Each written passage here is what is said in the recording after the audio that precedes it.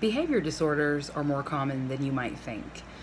We all know of an adolescent kid that is angry, is on drugs, smokes, and has learning issues, and we think that it's just them rebelling. Well, a lot of those symptoms are a part of a thing called a behavior disorder, and a lot of kids have them.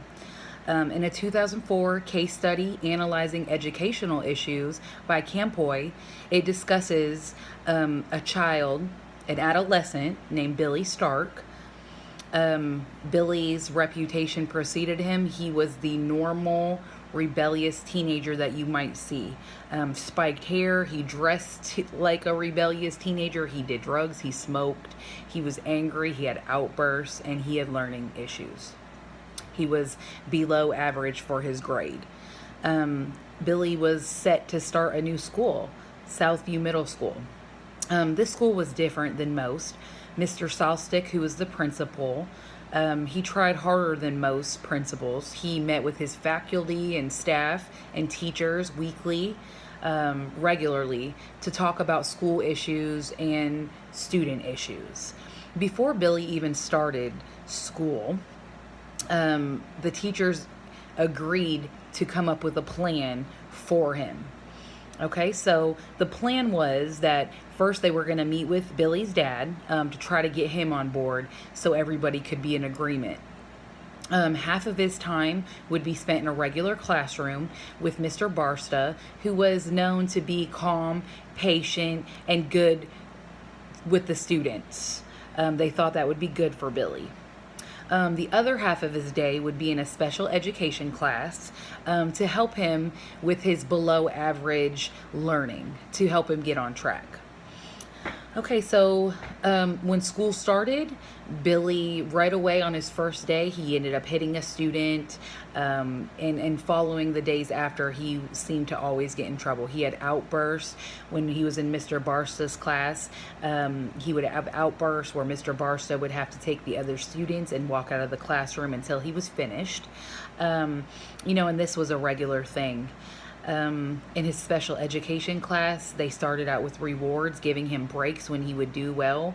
They found out he was smoking, so they had to stop doing that. They tried to get him engaged with learning and reading by giving him biographies of musicians he might like, such like Kurt Cobain and such, which they weren't sure was well anyways because Kurt Cobain had suicidal issues and anger issues.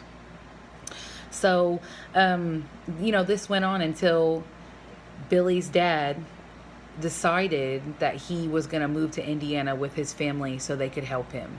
And then farther down the line, it was known that Billy ended up in juvenile detention center.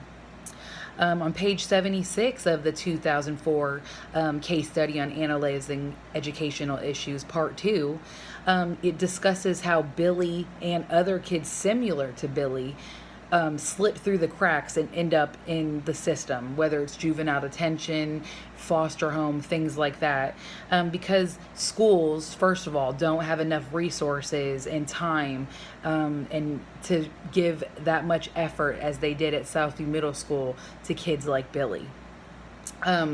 So behaviorists believe that Billy's issues stem from Maslow's hierarchy, where he grew up in an unstable and unsafe environment, which led him to have low self-esteem and not wanting to try things to achieve for fear of failure.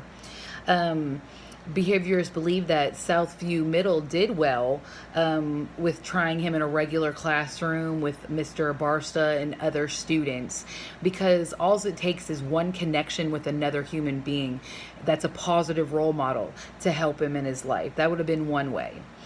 Another thing that could have worked with Billy in his case with his behavior disorder that behaviorists talk about on page 77 in the 2004 case study analyzing educational issues by Campoy. It states that Billy was known to be on drugs, and he smoked. So it would have been hard for him to be engaged, to learn, to anything, to be under the influence. Community resources could have been sought after to help him get sober. And that could have been the starting point to get him on track.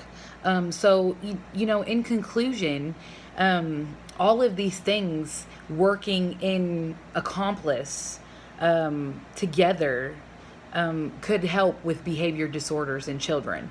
The schools, Billy's father was on board. He admitted he was an alcoholic, but he was sober now, and he would put an effort to do some work. So at home, community resources could have been sought, whether it's therapy, outpatient rehab, for him to get sober. And then that connection with a positive role model, all of that working together simultaneously would have been good, and that could have helped Billy with his behavior disorder, and he might not have ended up in juvenile detention center.